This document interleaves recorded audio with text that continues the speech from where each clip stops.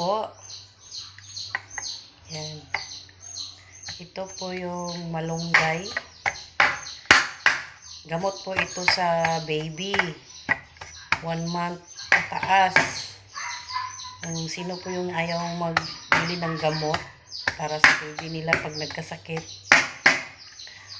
Ito po yung gamot sa lahat. Lalo na po pag nagtatai yung mga anak ninyo, yung mga baby ninyo. Pag hindi na niya kaya, ipainom ito ng 3 beses. Pag drops. Pag 5 months pataas, isang drops. Pero 1 month hanggang 5 months, kalahating drops lang. Yan.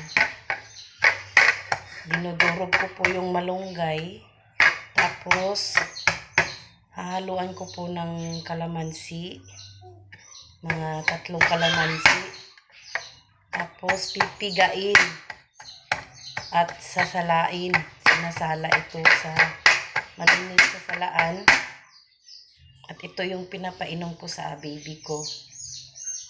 Ngayon, yung baby ko ngayon, yung ipin niya lumalabas na. Tapos, basa yung tae niya. Kaya, okay lang sa kanya. Pag pinapainom ko ito sa kanya, baliwala lang sa kanya yung mga sakit ng gums niya para lumabas yung ipin niya.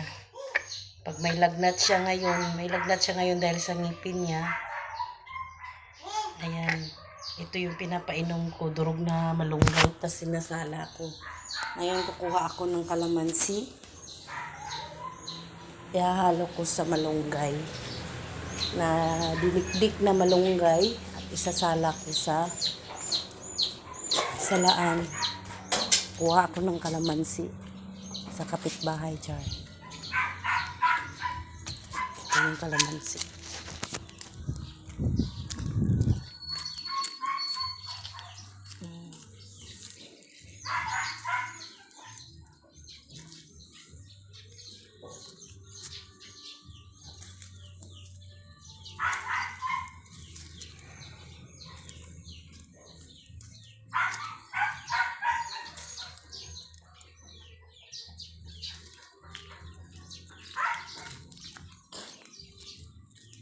Medyo maliliit nga lang, so marami ang kinuha ko.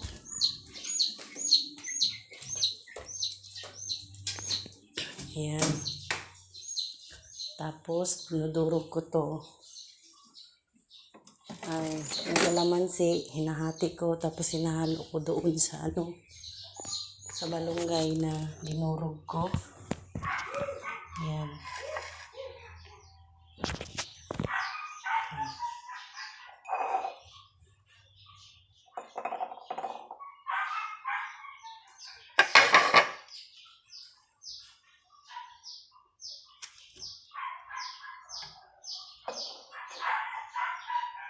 Maliliit na kalamansi ang nakuha ko, so marami ang ilalagay ko. Pero pag malalaking kalamansi, 3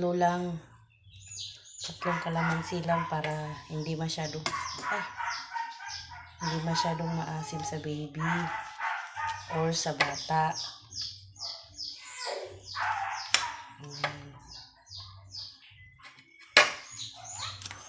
Mabilisan ito kasi walang nagbabantay sa baby ko.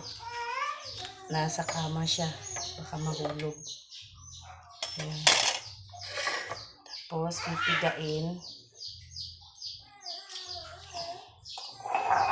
pipigain yung kalamansi. Mga maming kakulangi.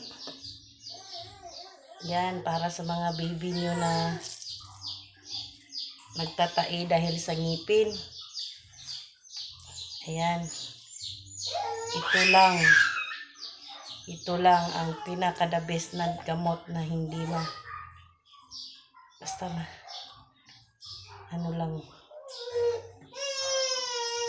Wait lang, wait lang.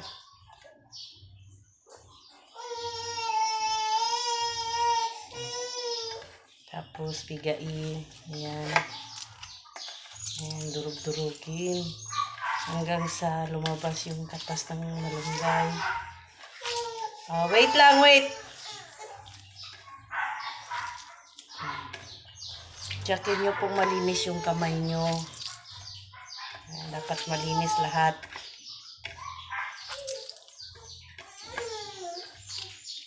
Ayan.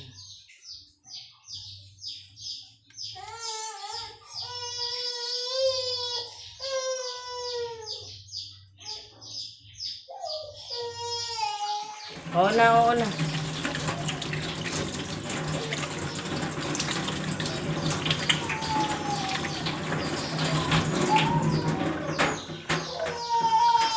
Wait lang, wait lang. Pause muna tayo mga mamis kakulangi. Pause muna tayo kasi umiyak yung baby ko.